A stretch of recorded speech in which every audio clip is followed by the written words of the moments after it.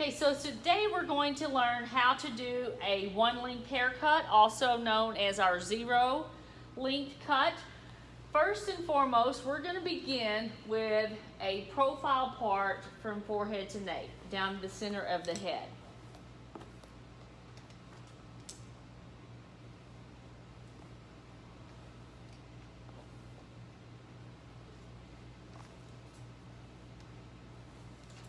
Now that we have the profile part down the center of the head, we're going to come at the occipital level and do a slight diagonal forward from the occipital to about mid-ear.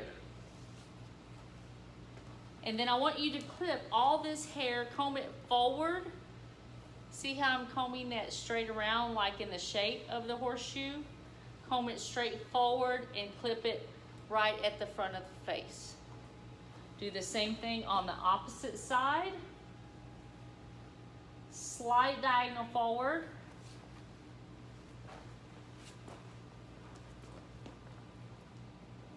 Comb this hair straight around in the horseshoe direction and clip.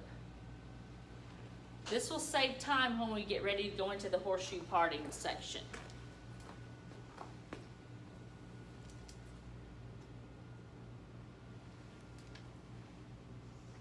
I'm going to raise my mannequin just a little bit.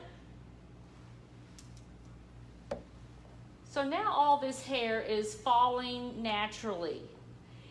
If I cut someone's hair totally upright, straight vertical in the chair, if she ever moves her head down, it's going to look like a big shelf underneath her hair. So anytime we have a client tilt her head down for a haircut, it automatically will cut the underside a little shorter, and that way when you raise your head up, it looks nice and neat. Because if not, you'll see a lot of scraggle. So in the beginning, when you're learning to cut hair, we really need to have the head tilted slightly forward. So to begin this haircut, we're going to start at the center part. If you are right-handed, we're going to start at the center and work our way to the left. So I want to take one inch increment. I'm going to comb the hair. I don't want to lift. I'm never going to scoop up under here like this. So I'm combing this down to natural fall. And I can either cut this directly on the skin of the mannequin, and that is a true zero. But for beginning purposes, most of the time we need to learn to hold it and cut it in our hand. So if I were to cut it here, I would call that 1 finger depth. But I think I'll be able to pull her down below her mannequin, the mannequin shoulder, and just cut it at that true zero depth. So I'm combing, I want it smooth. When I get ready to set my comb, I bring my hands above the comb, push it down, set it, move my comb over, put my thumb in my shear, and I cut. Palm my shear, move my comb back over. So that will be the continual step we keep doing. So now I'm going to add 1 inch to that. And as I comb, I'm going to see what I previously cut in my hand. So as I comb down, the hardest part is taking that shear blade and matching it up with what's previously cut there. So I do that visually. So I'm combing, push it down, and cut. I don't want to cut past my second knuckle. So as this gets larger, I usually have to leave a little bit of it behind. So I'm going to take that inch I just cut, bring this next inch in, and that's about the last section. Bring it over the shoulder, come through, and cut. So now I have my bottom guide on the left side.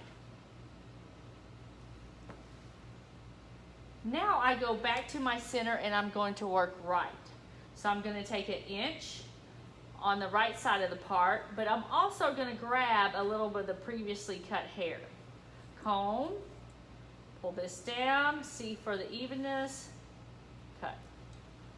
Take another inch, pull it back, comb it smoothly.